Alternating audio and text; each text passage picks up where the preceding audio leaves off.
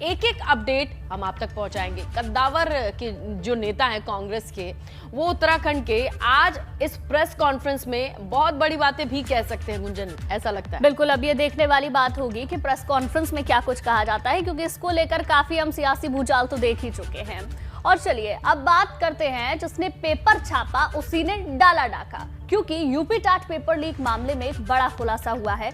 खुलासा ये कि पेपर लीक उसी कंपनी ने किया था जिसे पेपर छापने का ठेका दिया गया था। बिल्कुल, और उससे भी बड़ा खुलासा गुंजन ये है कि ये पेपर परीक्षा वाले दिन लीक नहीं हुआ, बल्कि 1 महीने पहले ही लीक हो गया था।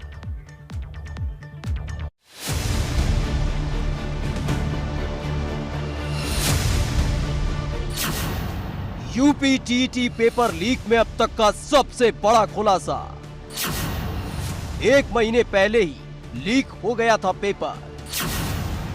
जिसे मिला था पेपर छापने का ठेका, उसी ने कर दिया पेपर लीक।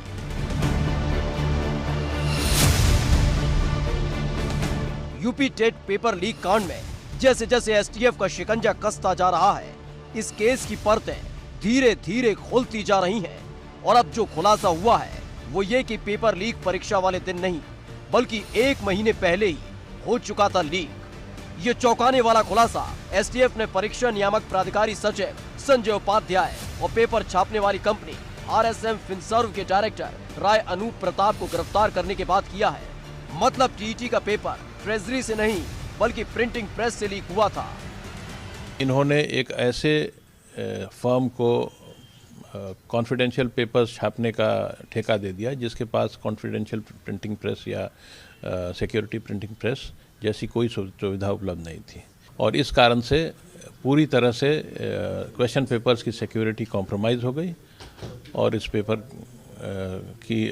ये सीक्रेट नहीं रखा। आपको बता दें कि परीक्षा नियामक प्राधिकारी सचिव संजय उपाध्याय ने 26 अक्टूबर को आरएसएम फिनसर्व कंपनी के डायरेक्टर राय अनूप प्रताप को पेपर छापने का ऑर्डर दिया था। जांच में यह भी खुलासा हुआ है कि आरएसएम फिनसर्व कंपनी पेपर छापने के किसी भी मानक को पूरा नहीं कर रही थी। बावजूद इसके संजय उपाध्याय ने कंपनी को काम दे दिया। ये पेपर लीक पहली बार नहीं हुआ है।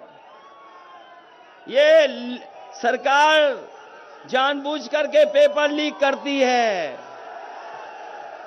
ये लीक करने वाली सरकार है और इसीलिए लीक करती है क्योंकि हमारे नौजवानों को नौकरी और रोजगार नहीं देना चाहती है।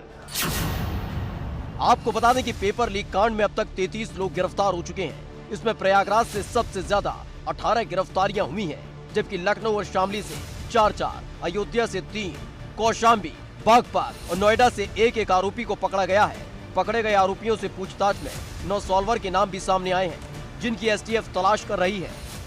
इसके अलावा सॉल्वर उपलब्ध कराने वाले भी एसटीएफ के रडार पर हैं। इसके साथ ही पेपर लीक के बाद शिक्षा विभाग में कई तबादले किए गए हैं। लेकिन सवाल इस बात का है कि जो पेपर लीक इस बार हुआ, क्या वो अगली बार नहीं होगा?